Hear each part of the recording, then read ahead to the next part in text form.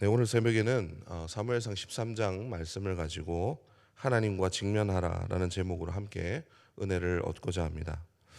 우리가 신앙생활을 하면서 가장 중요한 부분 중에 하나가 무엇이냐면 바로 하나님을 이제 인격적으로 만나는 것입니다.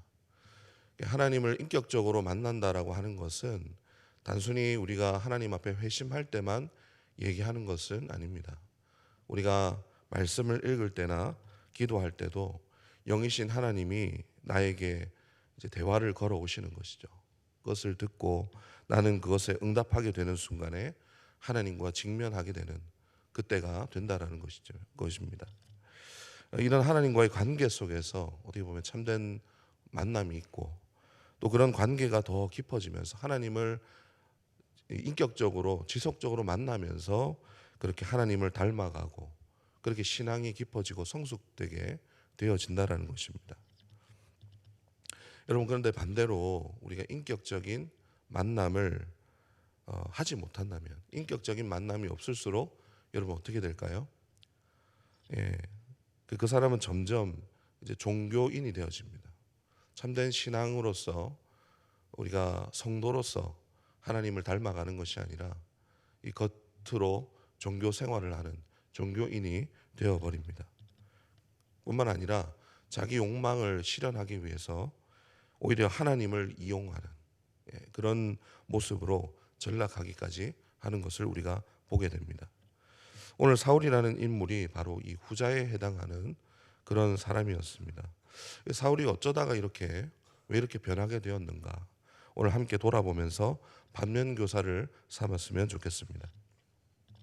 오늘 사울이 등장하는 모습은 이 블레셋 전투를 앞둔 이스라엘 민족의 일종의 하나의 좀 사건이 일어남으로 이렇게 기록된 말씀입니다. 호기롭게 블레셋과의 전쟁을 이제 시작을 했습니다만은 현실은 정반대의 결과가 나온 것이죠.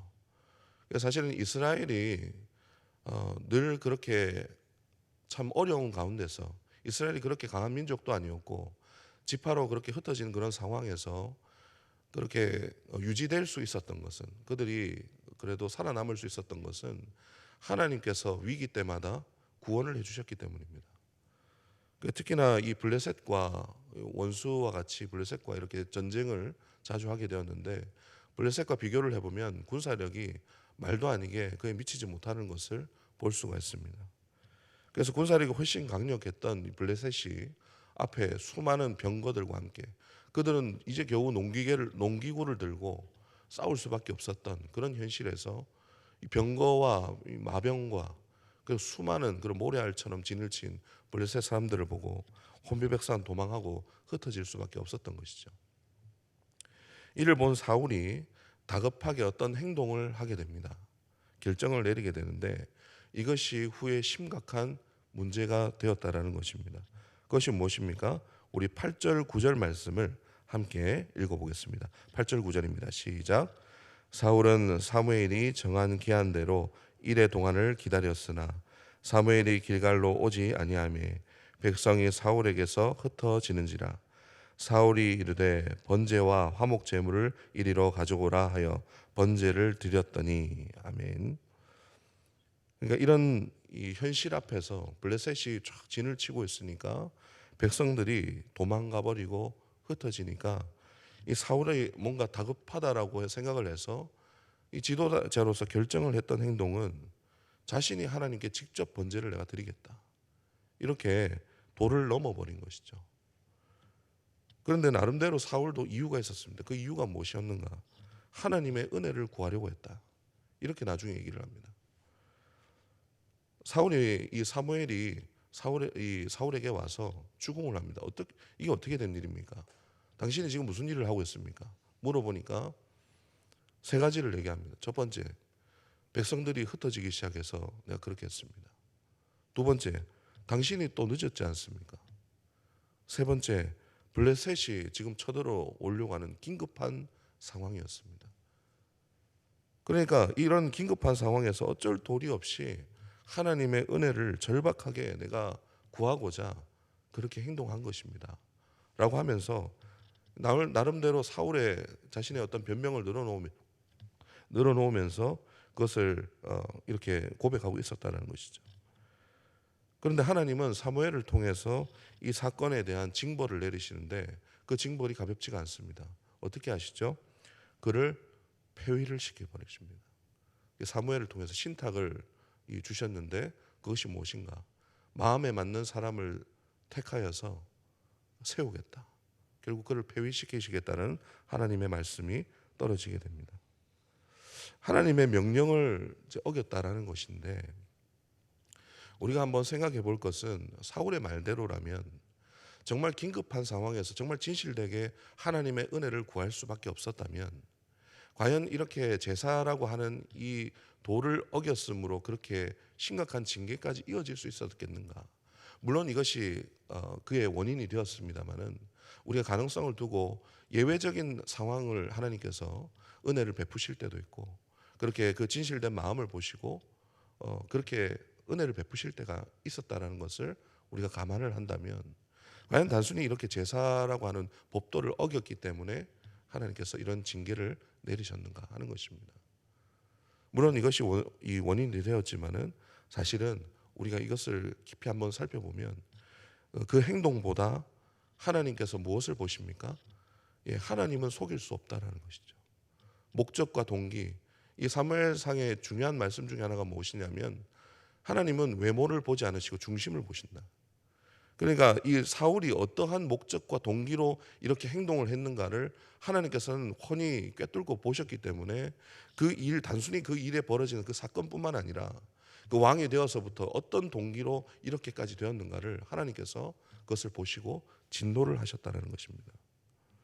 이 말씀을 보면서 마태복음에 그 말씀이 먼저 딱 떠올랐습니다. 주여 주여 하는 자마다 다 천국에 들어갈 것이 아니요 다만 하늘에 계신 아버지의 뜻대로 하는 자라야 들어갈지니라. 이런 말씀이 있습니다. 결국에 사울이 놓쳤던 것이 무엇입니까? 하나님과의 관계를 잃어버렸다는 것이죠.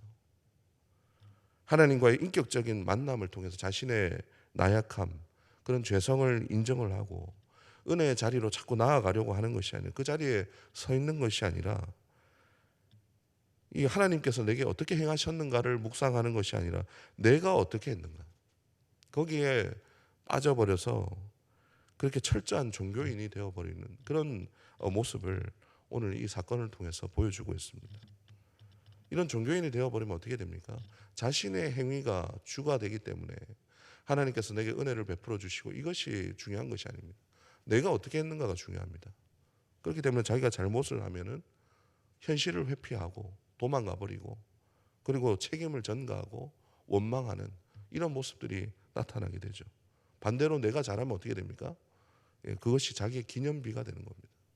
나중에 사울이 그 블레셋과의 전쟁 승리해서 기념비를 세우지 않습니까? 자신의 의로 삼게 되는 그런 우를 범하게 됐다라는 것입니다. 결과적으로 그렇게 겸손하던 사울이 어떻게 이 지경까지 되었는가를 이렇게 분석하면 하나같이 결론을 내리는 그런 이유가 있습니다. 그게 뭐냐면 다윗과 비교를 했을 때 이거 어떤 차이가 있었나? 사울은 하나님을 인격적으로 만날 광야의 시간이 없었다. 이것이 결정적인 하나의 차이가 되었을 것이다. 이렇게 한 목소리로 분석하는 것을 본 적이 있습니다. 철저하게 하나님과 자신과의 어떤 시간, 그런 하나님을 만나게 되고 성찰을 하게 되고 자신의 어떤 연약함을 인정하게 되고 깨어지고 그렇게 자기를 직면하는 시간이 없이 그냥 덜컥 왕이 돼버린 거예요. 나름 사울이 가지고 있었던 겸손함이 있었습니다. 그러나 그 겸손함이 어느 부분에서 자신의 연약한 부분에서 나왔던 것은 무엇이냐면 자신의 어떤 자격지심과 열등감이 굉장히 심했던 사람이에요. 자신의 출신에 대한 그런 부정적인 인식을 가지고 자기 확신이 없었기 때문에 자신의 연약함이죠. 우리가 동일하게 가지고 있는 그런 컴플렉스와 같은 것입니다. 그런 것이 자리 잡고 있을 때 자신이 진짜 약할 때는 그것이 정말 겸손함으로 나타날 수밖에 없는 것이죠. 그래서 그렇게 겸손할 수 있었던 그 이유 중에 하나가 자신의 어떤 이 열등감, 낮은 자존감 때문에 그런 문제가 있었는데 이 문제는 무엇입니까? 나중에 그가 그 상태로 왕이 되었을 때 지위가 올라가고 권력을 가지게 됐을 때 이렇게 겸손하게 이 모습을 가지고 연약함을 가지고 그런 상처를 통해서 하나님을 만나고 그리고 회복되고 치유돼서 성숙해져야 되는데 그러지를 못했던 거예요. 여전히 그 안에 문제를 가지고 그냥 몸만 커져버리고 머리만 커져버린 것이죠. 그렇게 돼버리니까 결국에는 이 열등감이 어떤 문제로 나타났는가? 결국에는 결핍으로 나타나게 되고 오만함으로 나타나게 됩니다. 그래서 이 사람의 이 사울의 나중에 문제는 뭐냐면 왕이 되어서 백성들이 나를 어떻게 생각하는가?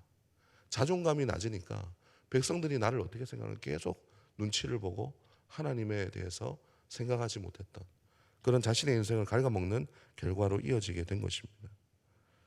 그래서 사울은 하나님의 뜻과 정반대되는 엉뚱한 행동들을 하게 되고 그리고 변명으로 외식으로 일관하는 나중에는 결국 어떻게 됩니까?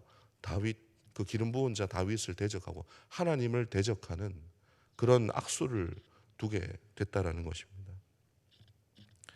이런 사람들의 그 특징을 보면은 이 사울의 특징을 보면은 어떻게 하는 거 정작 자기는 최선을 다한 겁니다.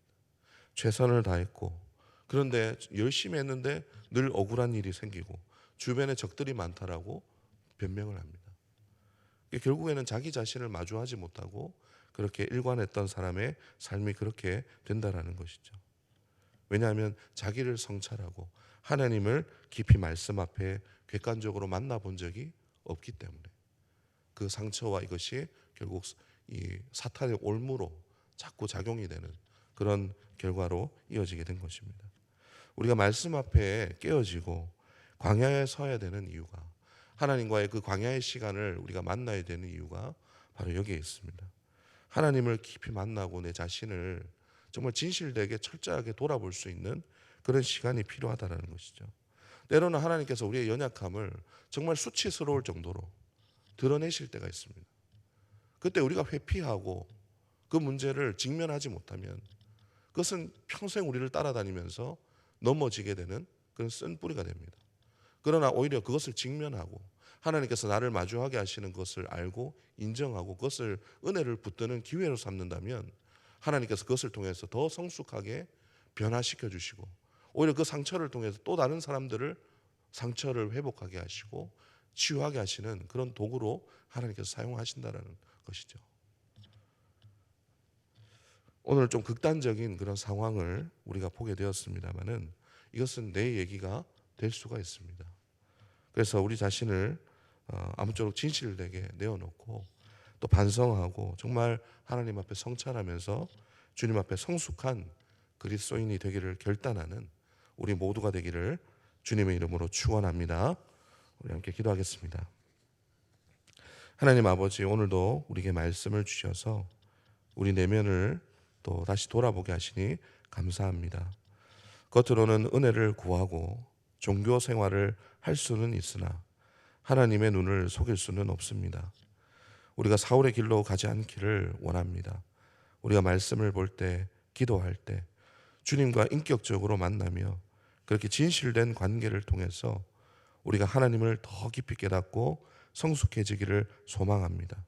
주님의 뜻을 잘 알고 주님의 마음을 시원하게 해드리고 그리고 작은 것 하나 정말 하나님 앞에 순종하는 그리스도인으로 세워져서 주님의 영광을 드러내는 성서중부교회 저와 모든 성도들 다 되게 하여 주시옵소서.